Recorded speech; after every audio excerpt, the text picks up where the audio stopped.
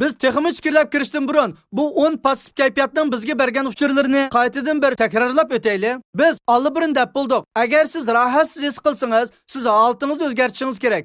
O'zingiz haqiqiy muhtoj bo'lgan narsani oydinlashtirib olishingiz kerak. Ondan shu yo'nalish qarab harakat qilishingiz kerak. Shunday bo'lganda siz darhol rahat holatda bo'lasiz. Agar sizda qo'rqish kayfiyati bo'lsa, mayli ansirang, mayli tashvishlang, bularning hammasi qo'rqish kayfiyatiga kirdi.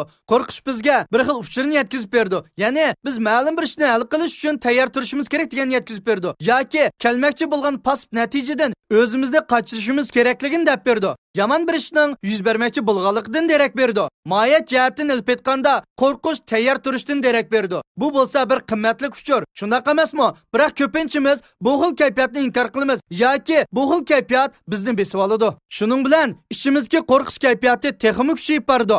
Shunday qilib biz qo'rqish kayfiyatiga taslim bo'lamiz. Bu xil his tuyg'ular ichida signalga erisha olmaymiz. Biz qanchalik qo'rqishga uchrashimizdan qat'iy nazar tayyor turish uchun qanday qilish kerakligimizni bilishimiz kerak. Masalan, kishilar mag'lub bo'lsa, bu qimmatli qo'rqish hisoblanadi. Chunki siz mag'lub bo'lmaslik uchun tayyor tursiz emasmi? Biraylan sizdan nutq so'zlab berishni talab qilsa, siz ishingizda ozroq qo'rqsiz, balkim tashvishlikni kuchaytirishingiz mumkin. Bu xil kayfiyat kuchaygan sira siz uningga taslim bo'lib ketishingiz mumkin. Shuning bilan bermoqchi bo'lgan signalni qabul qila olmaysiz. Siz tashvishlangan chaqda siz bu xil past holatga cho'kib ketmay, balki shu leksiyani qanday qilganda yaxshi holatda bera olaman deb tayyorlik qilishni boshlasangiz, qo'lingizdan kelishicha yaxshi tayyorlik qilsangiz, sizda qo'rqishning o'rniga ishonch paydo bo'ladi. Yana bir qatimday siz kayfiyatning sizga bergan uchurga quloq solishingiz kerak. Hamda bu uchurning muvofiq bo'lganligini bilishingiz kerak. Siz balkim allaqachon tayyor bo'lgan bo'lishingiz mumkin. Biroq sizning qila oladiganingiz cheklik bo'ladi. Shundaqmi? Bu biz yuzlanishga tegishli ish. Shu chaqda siz bu bo'lsa, men ma'norimni o'zgartiradigan uchur, mening qadam bosqichim emas, chunki men o'zimning qadam bosqichim orqali tayyor bo'lib bo'ldim. Men nima qilishni, qanday qilishni bilaman deysiz. Biroq, mushu vaqtda siz diqqatingizni yomon natijaga qaratib olsangiz bo'lmaydi. Siz ishonchga to'lish uchun qaror chiqarishingiz kerak. Hamda diqqatingizni yomonga emas, yaxshi natijaga yig'ishingiz kerak. Uchinchi xil kayfiyat bo'lsa, azoblanish kayfiyati. Bu xil kayfiyatning signali bo'lsa, siz o'zingiz taqozolikdan kutgan narsaga erisha olmadingiz. Hamda sizni mahrum qilish hissiyoti paydo bo'ladi. Siz qanday qilishingiz kerak? Siz darhol haqiqatan mahrum qolgan yoki qolmaganligingizni baholashingiz kerak. Yana bir qatimday balkim siz hech nimadan mahrum qolmagan bo'lishingiz mumkin. Masala sizning aloqa usulingizni ko'rilgan bo'lishi mumkin. To'rtinchi kayfiyat bo'lsa, ochiqlanish kayfiyati. Bu g'azablanish, nafratlanish qatorliq kayfiyatlarni o'shiga oladi. Buning signali bo'lsa, sizning o'lchamingiz boshqalar yoki o'zingiz tarafidan daxli tarzga uchraganlikdir. Shunlashqa, siz muhim deb qaragan o'lchamlar boshqalar tarafidan daxli tarz qilinganda siz bearam bo'lasiz. Sizning bu xil bearamlik kayfiyatni qanday hal qilishingiz sizning hayotingizda qanchalik azob va xushhallikka erishadiganligingizni belgilaydi. Hamda boshqalar bilan qanchalik yaqin yoki qanchalik yiroq bo'lishingizni belgilaydi. Boshqa qilib aytsak, boshqalar sizning o'lchamlaringizga daxl tarz qilsa, u bo'lsa bir xil uchur. U uchurni qanday bir taraf qilishingiz intayin muhim. O'zingizning o'lchamini qarshi tarafga yetkazib qo'ying. Bu faqat sizning o'lchamingiz, qarshi tarafning o'lchami emas, lekin siz ularning yordamiga muhtoj. Agar siz qarshi tarafga o'zingizning o'lchamini bildirib qo'ysangiz, qarshi taraf sizning o'lchamingizga daxl tarz qilmaydi. 5-kayfiyat bo'lsa mag'lub bo'lish. Bu kayfiyatning sizga bergan harakat signali bo'lsa, nishoningizga yetish uchun qo'llangan usulingizni o'zgartirishdir. Sizning mag'lub bo'lishingizning sababi ishlatgan usulingizning xato bo'lganligida. Siz o'xshash usulni ishlataversangiz, o'xshash natija kelib chiqadi xolos. Saranlikning bir aniqlamasi bor. U bo'lsa-mu, bir xil usul orqali o'xshamagan natijalarning borliqqa kelishini kutishdir. Bu unum bermaydi. Shunlashqa, siz usulingizni o'zgartirishingiz kerak. 6-kayfiyat bo'lsa, umidlanish kayfiyati. Bu kayfiyatning bizga beradigan signali siz o'zingizni taqozolik bilan kutkizayotgan yoki qo'zg'atqizayotgan natija ehtimol yuz bermasligi mumkin. Faqat siz o'zingizning orzusini hozirgi amaliy ahvolga moslashtirib olsangiz, siz erishmoqchi bo'lgan natijaga erisha olasiz. Boshqa qilib aytganda, siz intayin qisqa vaqt ichida ma'lum bir ishning yuz berishini umid qilgan bo'lishingiz mumkin. Masalan, biraylan kelib, menga o'zining hayotining qanday past holatda ekanligini, umidlanganligini, hayotini o'zgartirish uchun nurg'ulg'an kitoblarni o'qiganligini aytdi. U unimi qilibdi, bunimi qilibdi, biroq hayot o'zgarmabdi. Shunlashqa, u shundoq umidlanibdi. Men uningga, "Anglang birodar, siz qisqagina vaqt ichida nurg'ulg'an nishonlarni tiklib oldingiz. Ham bunga yetolmadingiz. Shuning uchun umidlandingiz. Siz nishoningizga oz-to'la o'zgartish kirgizing. Siz o'zingizning nima ishkanligingizga qarab beqing. Shuningga qarata muvofiq nishon tiklang. Siz hozirgi amaliy ahvolingizga real qarang" dedim. Esinglarda ching saqlanglarki, taqdirning kechikib kelgini hargizmi bermayman degan emas. Demakchi bo'lgunim, siz etizga bugil urug'ni terib, atisli berib, "Ey etiz, mening o'simligim qani" desangiz bo'lmaydi. Ziraatlardan mo'l hosil oladigan vaqt bor tursa, siz hozir umidlansangiz qanday bo'ladi? Oldingi misaldagi odammi, balkim kechikib erish vaqti ichida bo'lishi mumkin. Shunga uning hozirla umidlanishining hojati yo'q. Bu xuddi bahorda turib kuzni ko'rishni xohlagandek ish. Esingizda ching tuting, umidlanish sizga orzuyingizni o'zgartiradi. Bular siz turayotgan muhitga, atrofingizga odamlarga vaqtga bog'liq bo'ladi. Shunlashqa umidlanishning signalini qabul qiling. Uni ishlating. Agar unda qilmasangiz, hamisha umidsizlik kayfiyat ichida yuraverasiz. Bu xil kayfiyat yig'ilib maydangizga mushlab, oxir sizni buruqtirmalikqa boshlab boradi. 7-chi kayfiyat bo'lsa, o'kinish, pushaymon qilish kayfiyati. Ko'pincha kishilar hech qanday ishga o'kinmang deydi. Bu degan quruq gap. Agar siz bu xil kayfiyatning signaliga diqqat qilsangiz, u sizga mulozimat qiladi.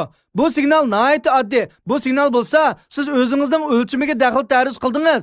Kelgusidami uningga daxl ta'riz qilmaslik uchun hozir darhol harakat qiling deganlikdir.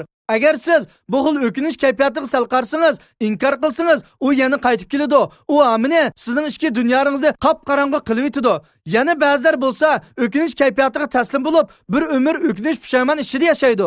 Bu amaliyotda o'kinishning signali emas.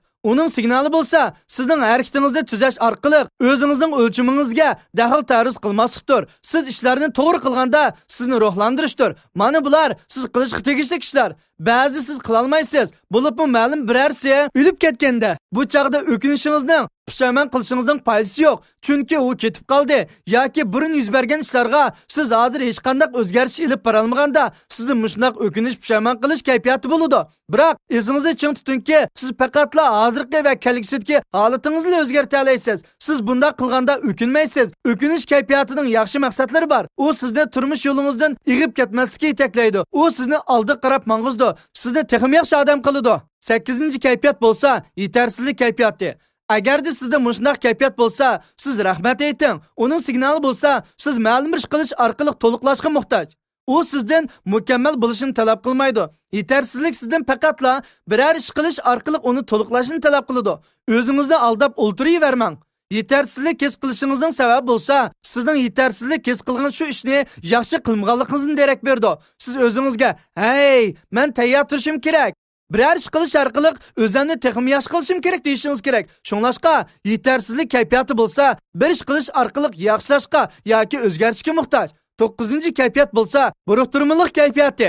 Bu kayfiyat boshqa kayfiyatlarga solishtirganda kishilarni zo'r darajada qo'zg'atadi yoki vayron qiladi. Buning signali bo'lsa, sizdan tinch o'ltirib yuz bergan ishlarga qaytadan baho berishni hamda mush ishlarning qaysisining eng muhimligini belgilashni talab qiladi. Ya'ni siz bularning orasidan qaysining navbatga muhim ish ekanligini, qaysining orzu ish ekanligini bekitishingiz kerak. Barliq muhim ishlarni muhimlik darajasi bo'yicha yozib chiqing. Ondan birinchi muhimini tanlab darhol harakat qiling. Mushunda qilgan vaqtingizla sizning diqqatingiz asali bir ishga markazlashadi hamda uni hal qilishga urindi. Agar siz uni hal qilvasangiz, sizda hayotingizni kontrol qila oladigan his tuyg'u paydo bo'ladi. Siz tushkunlashganda his qilmaysiz, besilib ketganda his qilmaysiz. Aksicha, siz umidlanganda hissiyatda bo'lasiz. Chunki sizning biror ishni hal qilishingiz sizning o'zlik qadr qimmatingizni yuqori ko'tardi. Bu vaqtda siz ishni boshqarsiz, ish sizni boshqarmaydi. Agar siz intan qisqa vaqtda intan ko'p ishni qilishni qaror qilsangiz, dunyodagi barliq ishlarning bir kechida yaxshi bo'lib ketishini umid qilsangiz, siz hech qanday ishni vujudga chiqara olmaysiz. Shunlashqa birdan qiling, birdan qiling. Eng muhimini beshiga tizib turib qiling. 10-chi kayfiyat bo'lsa, tanholik kayfiyati. Siz yolg'izlik his qilib baqqanmi? Albatta, tirik bo'lsangizlar, sizda bu xil tuyg'u bo'ladi. Biroq biz nima uchun tanholik his qilamiz? Nima uchun yolg'izlik his qilamiz? Uning sizga bergan signal nima? Buning signali bo'lsa, bizning boshqalar bilan aloqa qilishimiz kerakligidan darak beradi. Bu xil aloqa har xil turdagi aloqadan darak beradi. Balkim do'stlik aloqasi, balkim sizning gapingizni tinglab beradigan bir aloqa, yoki siz bilan tang kulishib beradigan bir xil aloqa, balkim siz bilan paranglashadigan bir xil aloqa. Qisqasi, siz qaysi xil aloqaga muhtoj ekanligingizni bilishingiz kerak. Undaqda darhol harakat qiling. O'zingizga kerak bo'lgan aloqa yo'nalishiga qarab meng.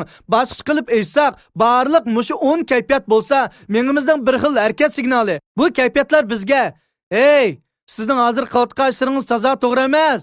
Siz uni o'zgarishga muhtoj yoki ma'nolaringizni o'zgarting yoki aloqa usulingizni o'zgarting" degandan darak berishi mumkin. Bu bo'lsa, bizning bu 10 xil kayfiyatni bir taraf qilishimizning javhari. Mening sizdan umid qilganim, mushu 10 turli kayfiyatni esingizda ching tuting. Ularga qayt qarab chiqing. Ularning bergan signalga qayt qarab chiqing.